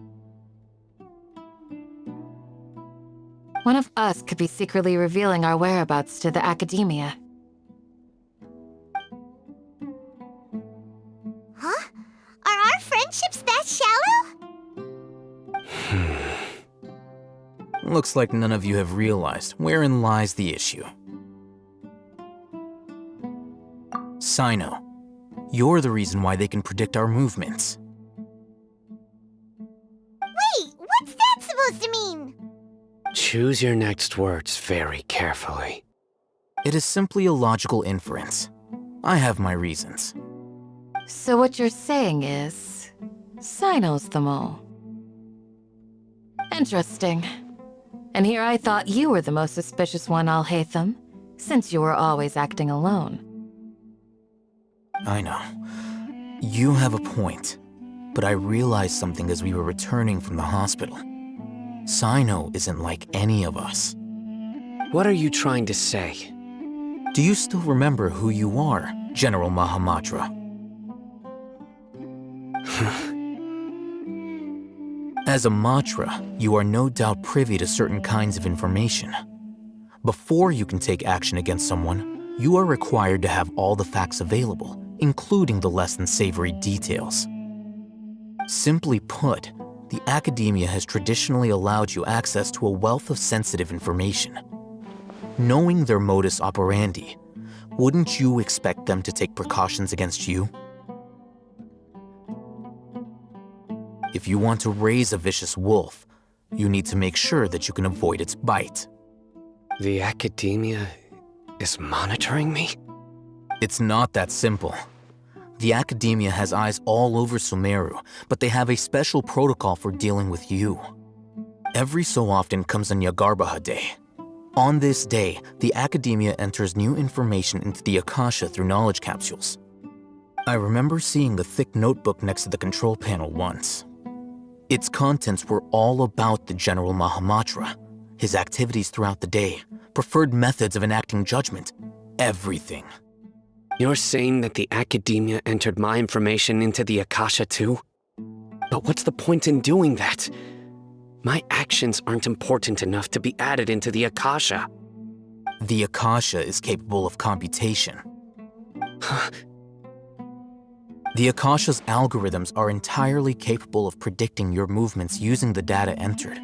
When you would depart, the route you would follow, your destination. It knew all of this. It predicted my every move. The Academia has been watching you longer than you think. However, the fact that you resigned is proof that their suspicions were well-founded. So that's how it is. Sino adheres to his principles so strongly that he's actually a thorn in their side. Tenacity of will and steadfast faith are worthless to the Academia. They need scholars who are easily pliable and mindlessly go after anything they can profit from. Sino, don't take it to heart. This just proves how much of a trustworthy ally you are. They escaped because of me. Don't blame yourself. It's not like any of us would have known. I have an idea. If they predicted my movements, then I might be able to guess where they went. Whoa, you bounced back fast. There is always an opportunity for safety after danger passes. Oh, so that's how it is! Paimon gets it now! Academia is trying to avoid Sino, then the safest place would be...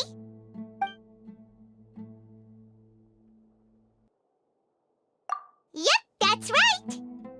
They'll want to proceed in the direction opposite of where I'm going.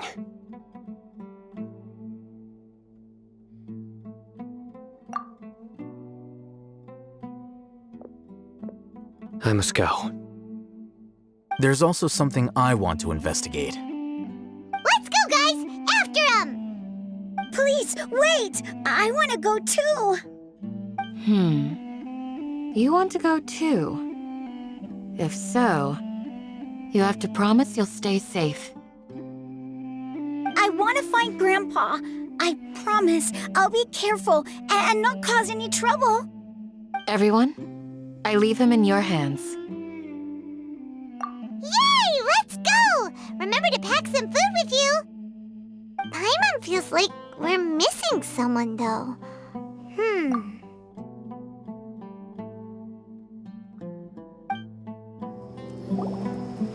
So, where do we go from here? Yes. After leaving the village, we should head straight toward the desert.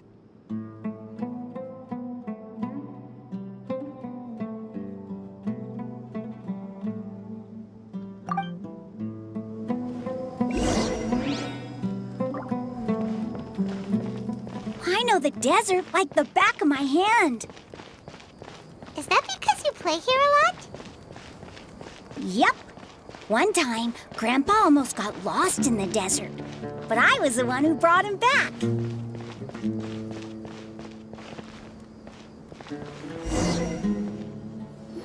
There's something here. What's this? It's buried in the sand. Looks like we'll need to roll up our sleeves and do some work. And Paimon thought running around everywhere was already enough work. Okay. So, we have to dig it out? Whatever's down there looks like it's buried really deep.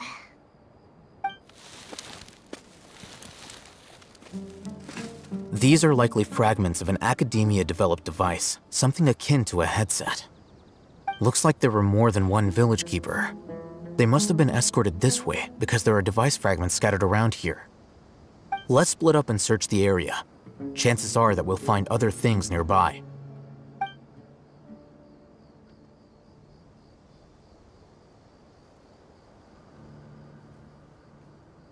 Is this what we're searching for? It looks kind of scary. This is definitely a device used to extract divine knowledge. How did it end up buried in the sand? That can't have been part of the plan. They must have been attacked along the way. Wait, what? Grandpa, I hope you're okay. Don't worry, your grandpa's gonna be fine. Razak didn't display any signs of starvation or dehydration, which means that they left fairly recently. We should be able to catch up. One more thing. Given that the device had been entirely covered by sand, I believe the attack must have happened prior to the sandstorm. Let's keep going. They can't have gone far.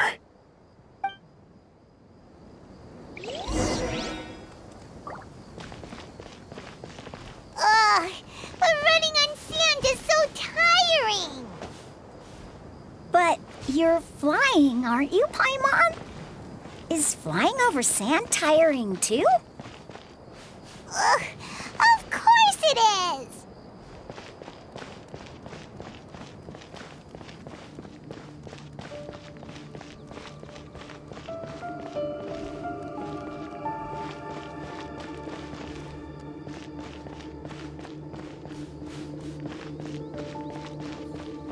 Voices, over there. It sounds like an argument. Whoa, you have really good ears. Don't get any closer. They'll notice us. Dia's talking with the Eremites? Very interesting. Let's listen in. If you had informed me sooner, there'd be plenty of room for us to...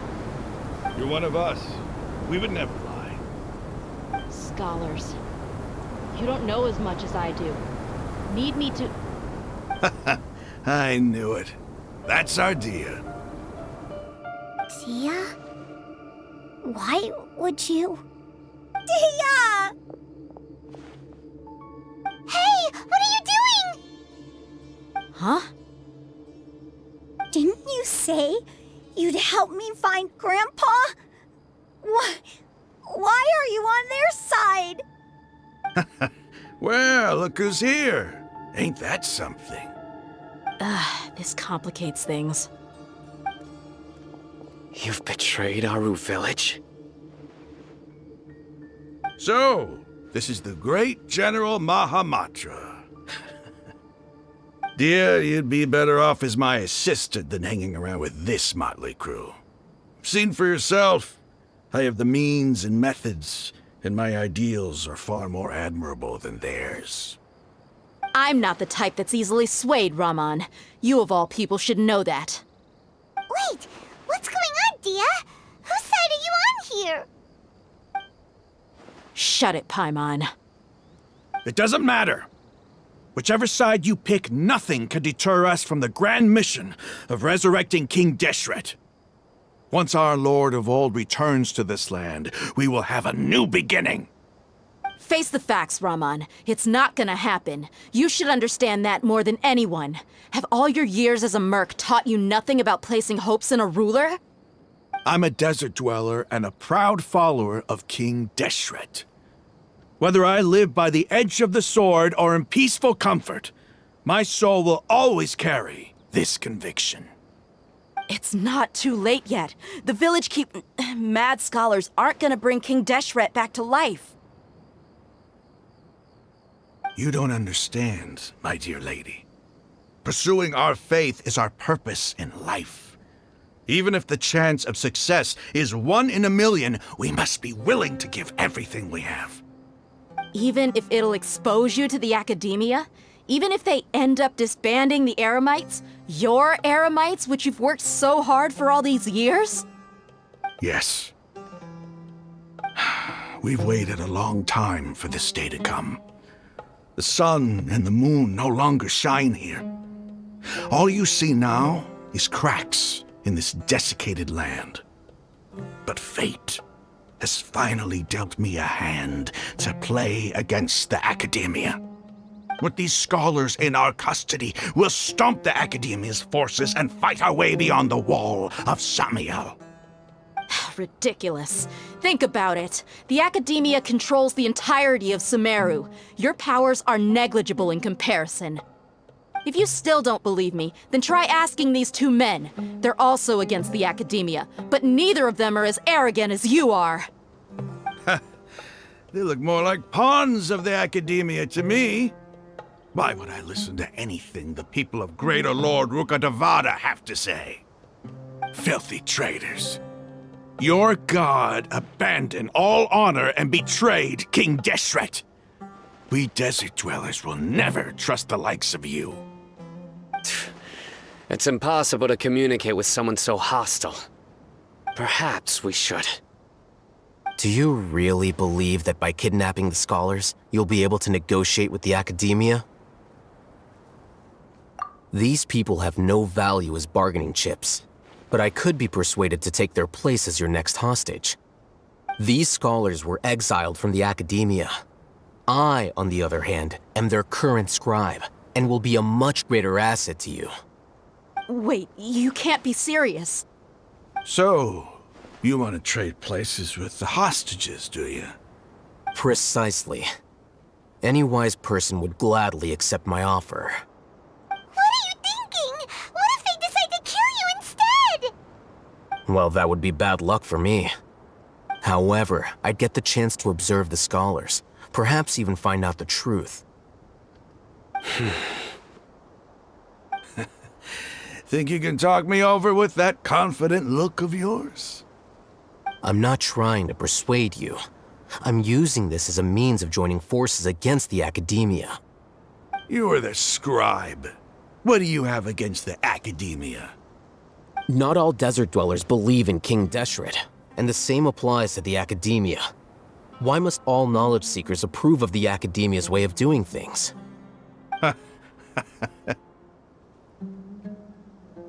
You Academia scum! Every last one of you is nothing but a hypocrite, just like everyone else on the other side of that wall. I've made myself clear enough. I won't listen to another word from the Dendro Archon's people. Not so fast. I'll hate them. Do you stand by everything you just said? I never make empty promises. You know you're making a dangerous decision, right? I do. Good. Rahman, hear me out. These people are my friends. Maybe you can't take the followers of the Dendro Archon at their word, but what about me? Do you trust me? We've known each other for years. Of course I do. In that case, I'm willing to vouch for their honesty with my right arm. Come on, Rahman, don't be a coward. If you're serious about taking on the Academia, you need to steel yourself. You can't be afraid. An arm from the Flame Mane. You've piqued my interest. But what if you refuse to oblige? What should I do then? No one's a fool here, Dia. We're mercs. And mercs don't tend to live long unless they have their wits about them. You're not wrong, but this is different. I promised my friends that we'd bring back the Village Keepers together. Let's do it right here, then. Give me your right arm as proof of your resolve. Don't listen to him! He's not even trying to negotiate! He just wants to make things more difficult! That's fine. Are you crazy? We came here to save lives. One arm for that many people is still a pretty good deal, if you ask me. Rahman, I'm holding up my end of the deal here. You'd better not let me down. Sure. Go ahead and cut off her right arm.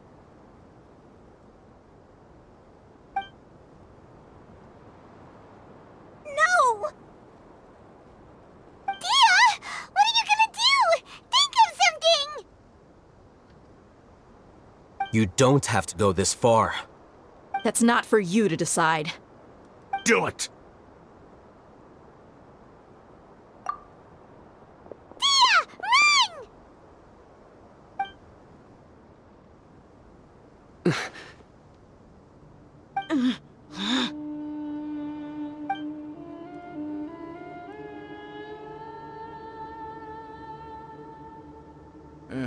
Stop!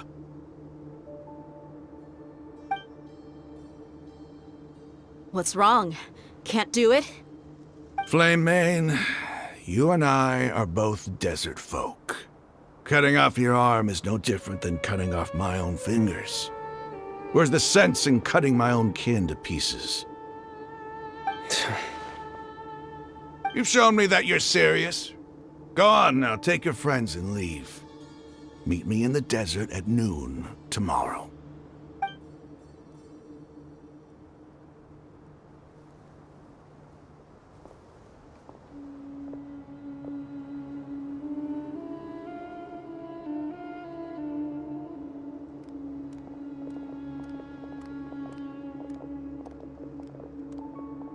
Phew. I was really counting on him not going through with it. Dia! That was crazy! Have you all lost your minds? What if he'd actually cut your arm off? Then I just have to hold my claymore with my left arm. Okay, I'm sorry. But sometimes when you're out on a limb, you gotta double down to seal the deal, you know? Don't ever make a promise like that again. I can deal with the likes of them. If it came down to it, you would not lose to them either. I don't doubt it, Sino. But this is about more than me and them. There's a lot more where they came from. Even if we got rid of one bunch of radicals, there are others out there. Wiping them out would do more harm than good. As you wish. I'm sorry, Dia. I should have stayed put and listened. I should have trusted you. It's okay. I promised you I'd help find your grandpa, so I'll do whatever it takes. Whatever it takes? You just might be scholar material. Huh? Are you serious? The Eremites once said that I was a lunatic. Perhaps a little madness is essential to be successful in research. Why does it feel like he's using his praise for me as an excuse to brag about himself? Okay, let's get moving. We should head back to the village and rest up. Today was just a trial run. Noon tomorrow is gonna be the hard part.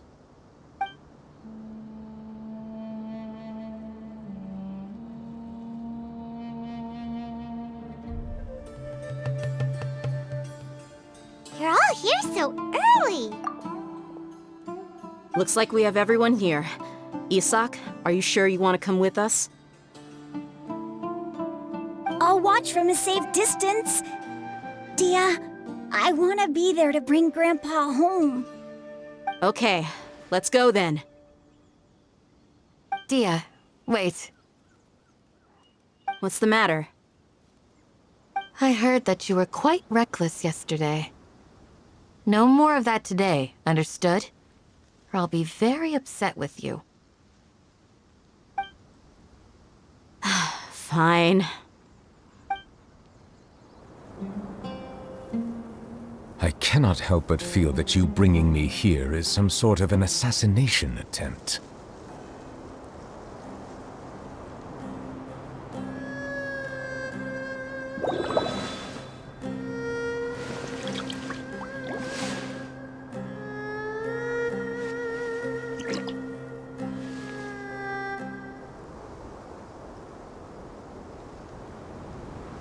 Huh. They got here before us. Uh-oh. Is it because Paimon overslept by 5 minutes and held everyone up? Is everything ready? Absolutely. Although, you brought fewer people than I imagined.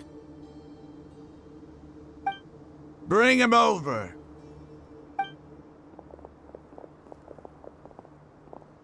Grandpa! Why is there only one of them?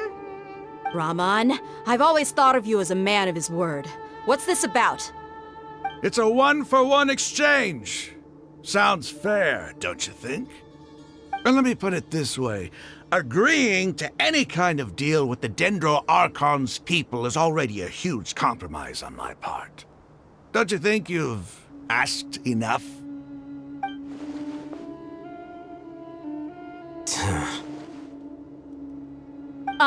You stay right there!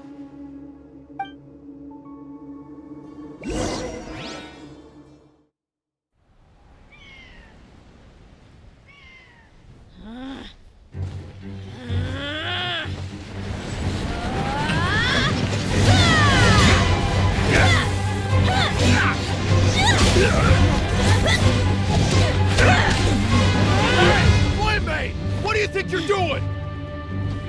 Grandpa! Don't you see this blade here? You coward! Why are your hands shaking? Wait a second! It's a earthquake! Grandpa!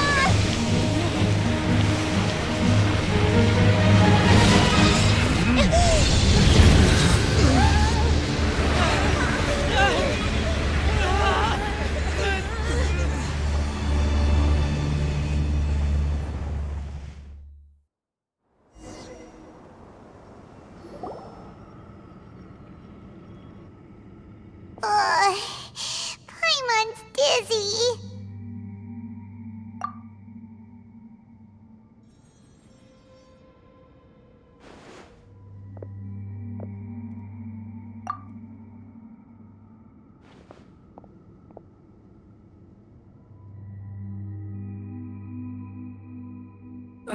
This day's going just great. What a nuisance. The sand dune collapsed. I saw an energy field. The village keeper protected us. It glowed green with dendro. Just like you said, it may well have been the remains of Lesser Lord Kusanali's power inside the scholar's body.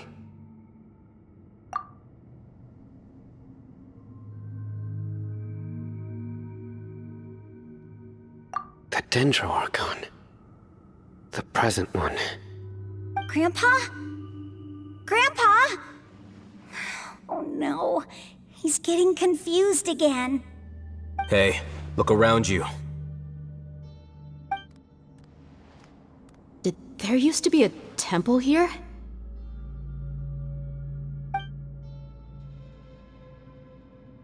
It seems that when the sand dune collapsed, it exposed these underground structures. The symbols on the gate belong to King Deshret's civilization. This structure must be ancient. Over time, the sandstorms completely buried it and left it in the state we see now. It could have been an underground palace in the distant past. Oh, a miracle. Praise King Deshret! What's he doing here? And his men too? They must have fallen down here with us. Pretty lucky if you ask me. Most of them seem in really bad shape. Except for him. He got off lightly. Mind your head. No, this isn't the time for conflict. Our exalted lord has shown us the way to his sacred palace. He's not actually gonna go in there, is he? As it happens, I want to take a look inside too. What are you doing? Don't you think it's curious? 1 minute, Lesser Lord Kusanali's power protects us from harm, and the next, remnants of King Deshret's civilization appear. 2 major deities are vying to showcase their power to us. It would be a shame not to witness them both. Paimon thought you weren't interested in gods. Indeed. In my view, gods are just a higher form of living being, or creature, you could say. New discoveries are always worth investigating. Whether they have anything to do with gods is neither here nor there. Raman, what are you gonna do about your men? I'll just let them lay here. King Deshret will take care of his people. Right now, I'm going inside.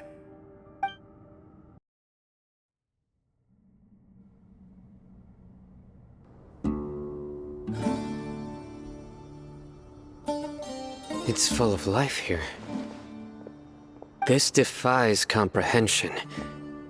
It looked completely desolate from the outside. Yet, it flows with energy inside. Yeah, and there's so many plants. It's so pretty. Sir Raman. Huh? Me? Do you see another Raman here? Are you mocking me? What do you mean, sir? Interpret it however you want, but there's something I'd like to draw your attention to. While this structure is clearly left over from King Deshret's civilization, the energy that flows in here is that of the Dendro Archon. Whatever you say. It's not like I have a vision. There's nothing to be angry about. Think of this as an academic journey. It does seem kinda strange.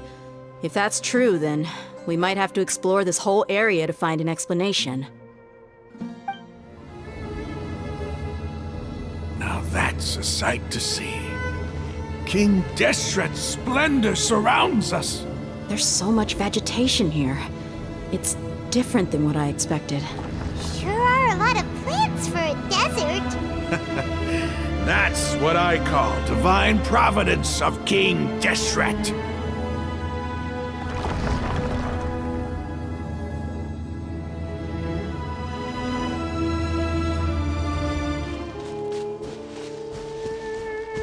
It's getting brighter. Oh, it looks so beautiful.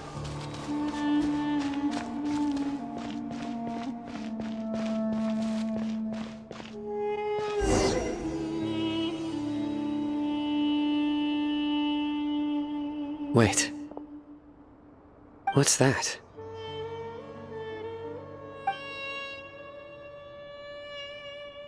flowers, and it looks like there's something among them.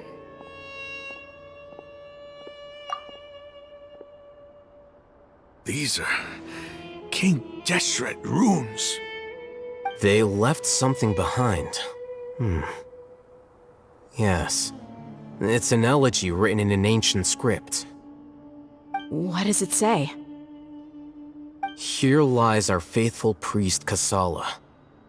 His wisdom is a miracle among the people, deserving of high praise and admiration.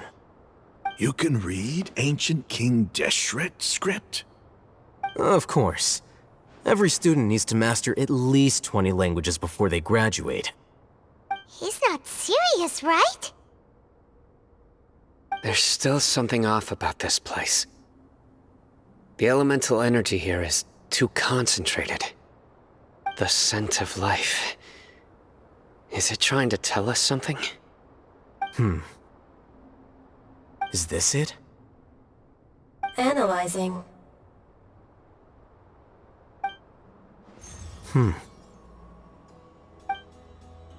There seems to be a hidden message among these skeletal remains. Excellent.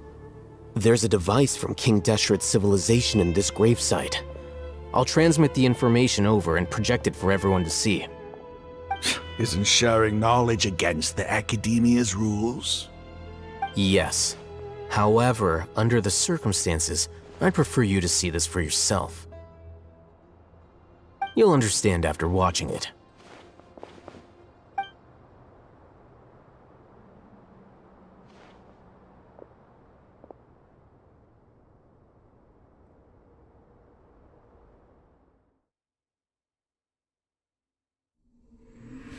Civilization is born of knowledge, but so too can knowledge be its demise. A disaster caught us unaware. It was knowledge that did not belong to this world. King Deshret brought this forbidden knowledge into our world, and it quickly spread like a plague. People's minds were filled with crazed whispers. Dark gray scales spread across their bodies. Even the land was stripped of its vigor. Only a desperate, deathly silence remained. Were it not for greater Lord Rukkhadevata from the forests, the damage would have been irreversible. She summoned the priests to build temples and infused into them the divine power of life. The disaster was miraculously tempered, and the embers of our civilization were preserved in Aru village. Alas, the miracle could not last. As long as forbidden knowledge continued to exist, it would forever blight this world. In the end, the proud king of the desert, my eternal lord, chose to sacrifice himself. I have spent my whole life since guarding one of these many temples. But now, my duty is coming to an end. As I close my eyes for the final time, the sight of that noble deity will appear in my vision once more. In helping King Deshret to eradicate forbidden knowledge, she exhausted her strength, and her form became that of a small child. How strange. Now that I think of her, I no longer have any fear of death, for I sense that the spirit of life will abide with me during my eternal sleep. Children of the desert, cling no longer to past grievances, but hold tight to the memory of this act of benevolence. What was that? The priest's memories. No, impossible. Greater Lord Rukkhadevata. So the former Dendro Archon and King Deshret were never enemies at all. But this doesn't make any sense. The Dendro Archon's followers, they're clearly... Was that The former Dendro Archon? She became so tiny in the end.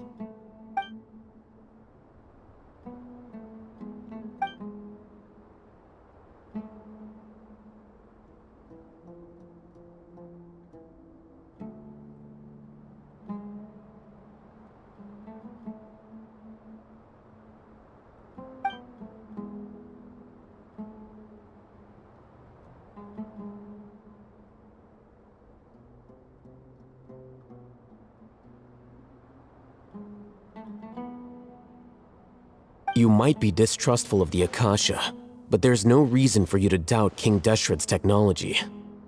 You've just witnessed his priest's last words. I've never heard about any of this before. The surviving followers of King Deshret all gathered in Aru village. Our god did not make mistakes. We refused to believe any of the rumors.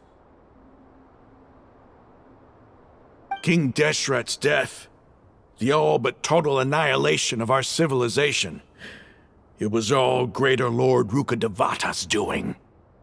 We saw her as nothing more than a traitor, who stabbed us in the back in our moment of crisis. Just like us humans, fighting, feuding, double-crossing each other to survive in the desert.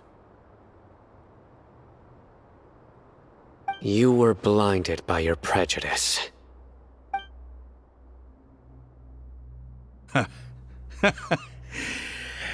If I hadn't seen this for myself, if I hadn't witnessed his last words with my own eyes, ears, and heart, how could I ever begin to accept this? The truth is so far from what I've always known. Am I really supposed to believe that after all these years, all this time seeking revenge, suddenly now my enemy is my savior? Raman, that's enough. Give it a rest. You're starting to make a fool of yourself. Dia, tell me, my Eremites and I, what are we even fighting for?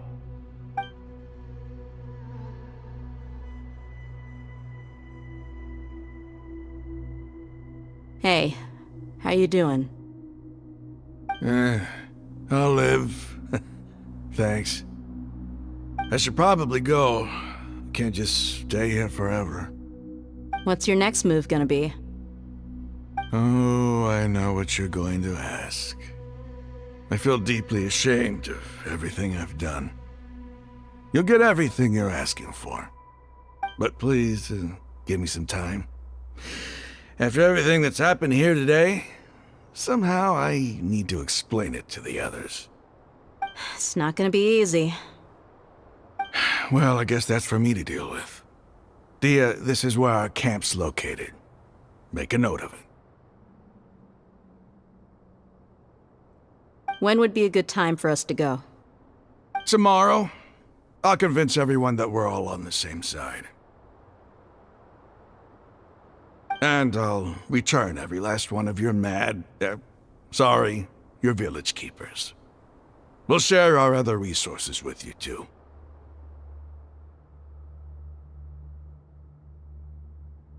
You seem to finally understand that our true enemy is the sages.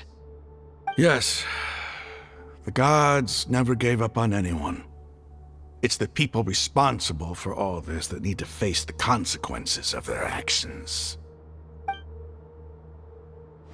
That must have been rough, but he seems to have figured things out now. Ramon's no fool. Being the leader of your own faction in the desert is no easy feat. It's too bad he was held back by his belief in King Deshret, but now that that's changed, I guess we have a few more people on our side. The outcome, at least, is favorable. We should get going too. Let's head back, have a proper meal, and a nice, long sleep. We'll need all our energy tomorrow.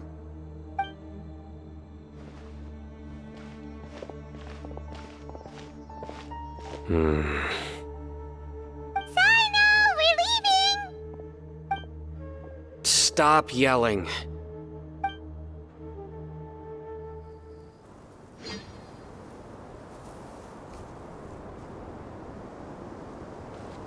Raman, we're here. Everything's been arranged. Someone will bring the village keepers back to Aru village shortly. I guess all I can say now is thanks for agreeing to help. Don't mention it. I think we can both agree you went to hell and back for it. But we share a common cause now. From here on out, we're allies. Where are the perpetrators? I'll bring you to them. Follow me.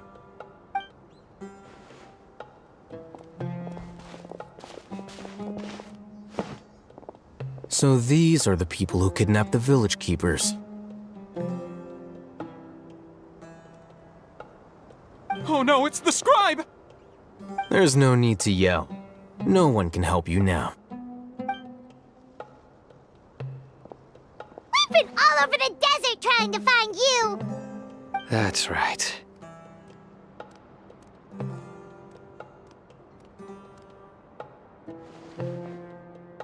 General Mahamatra? No, no! Make it quick, please! Swift and painless! Whoa. The moment they set eyes on Sino, they turn pale like they've seen a ghost! You should have known that I would be coming for you. Wait, we were just following orders. You know what I'm talking about, right? There's no way we could have done all this by ourselves. No, not Sino. He's gonna tear us limb from limb. I could do worse. Please have mercy. Start talking. Otherwise, I'll have to resort to other methods. So, your superiors have kept you quite busy recently. Why? What are they trying to accomplish? They wanted to extract canned knowledge. Don't play dumb. You know what I'm really asking. They extract divine canned knowledge. Then what?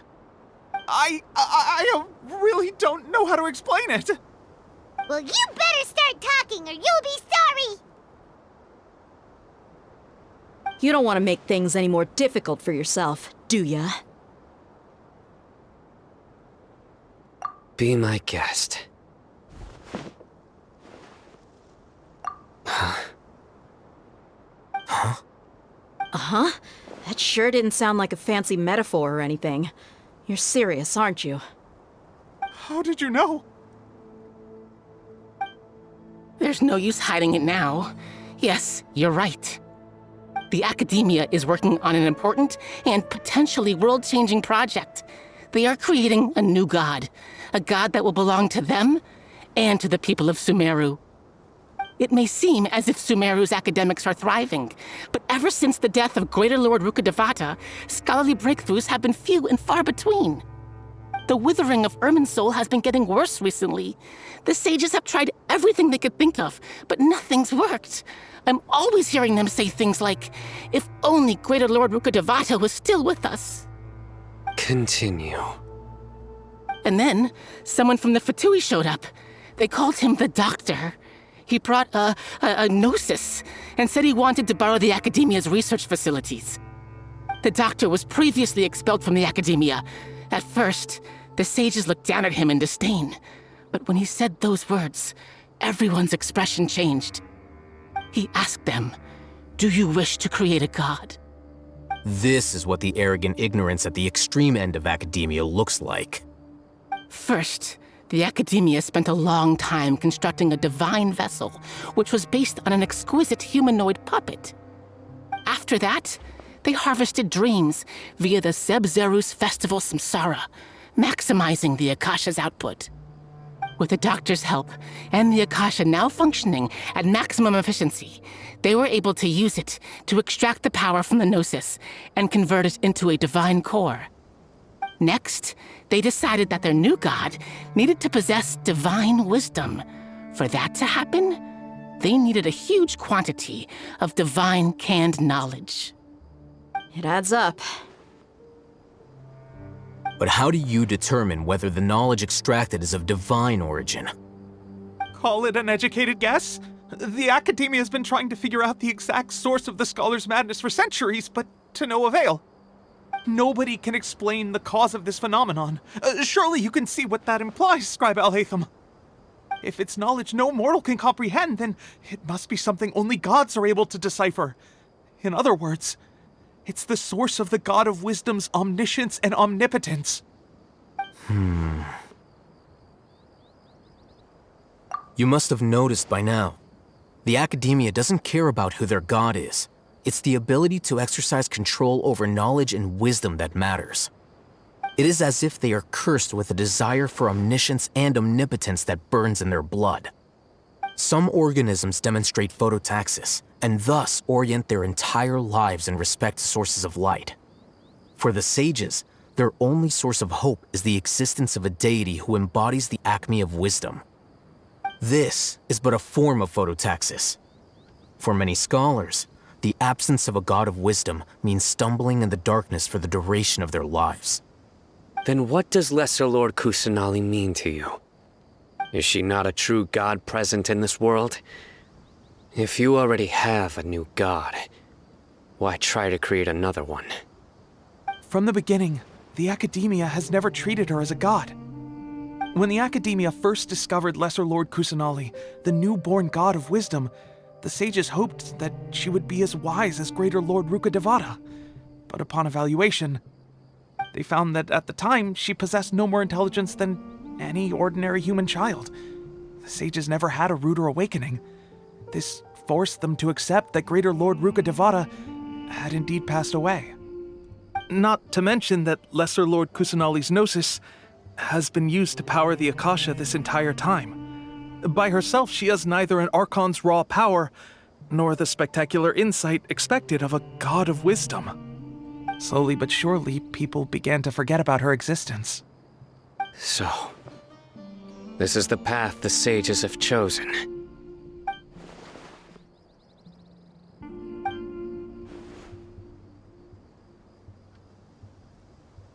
All right, let's try to keep our cool. If everyone's in a bad mood, then let's change up our scenery. Raman, give me a few men to help us escort the village keepers back to the village. And these two scholars, they're coming too.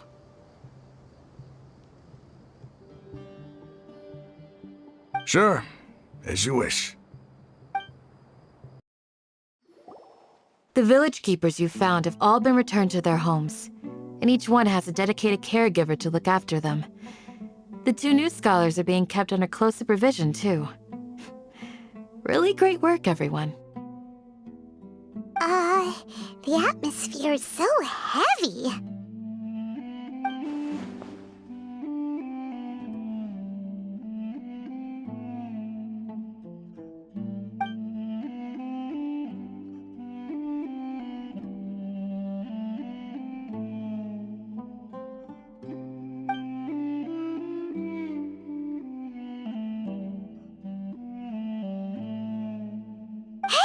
Say something! Stop spacing out! Come on, is there nothing left to talk about? In that case, let's all get some water and try to think about something else. Or I can go fetch some snacks. Oh, Paimon's so coming with you! Do you have any plans, Traveler? Gods above, you're not talking about work, are you?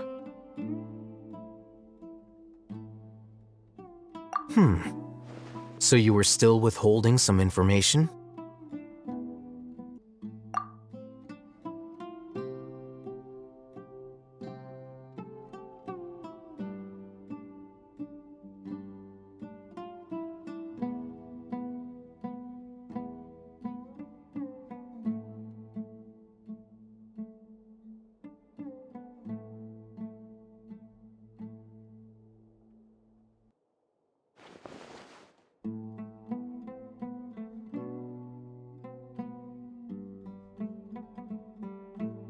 Even though we lived through all of this firsthand, it still feels super surreal to hear you talk about it again. What a whirlwind of a story. I felt like I was holding my breath the whole time. It seems like there will be more issues to face in the days ahead than I had anticipated. Still, now's a good time to make our next move. Now that Raman's joined us, we'll be an even stronger team. It's time to make a plan. Indeed.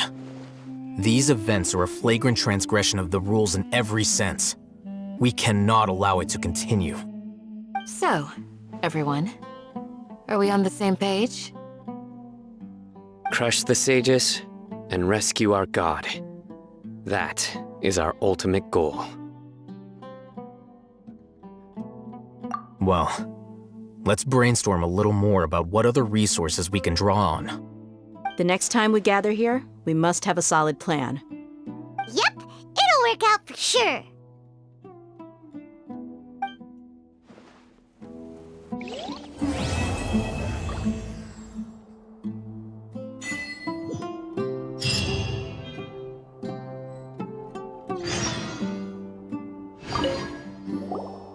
Don't rush.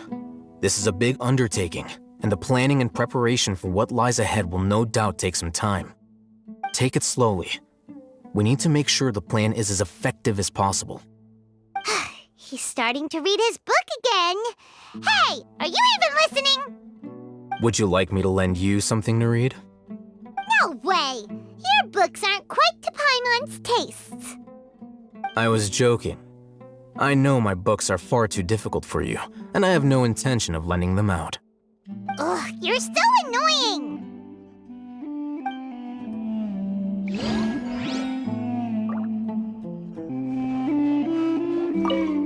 You must let me know if there's anything I can do to help. Though I cannot leave Aru Village, I can't help but feel stirred when I see the looks in your eyes. I've never felt as roused as this when fighting alone in the past. I suppose this must be the power of camaraderie.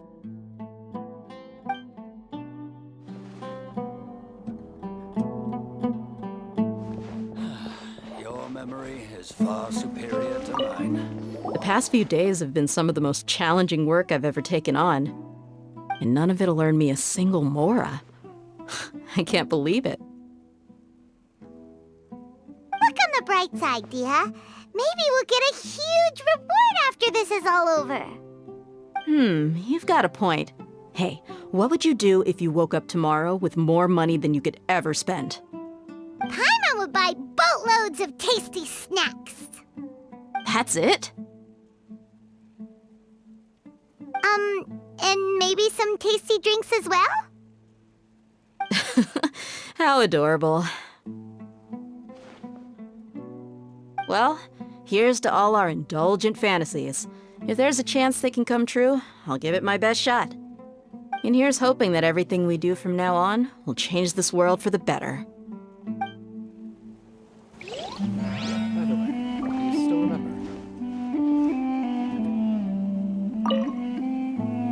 In the past, I never imagined that even the gods could suffer from hardship. If we can find a way to change all of this, will this nation become a better place?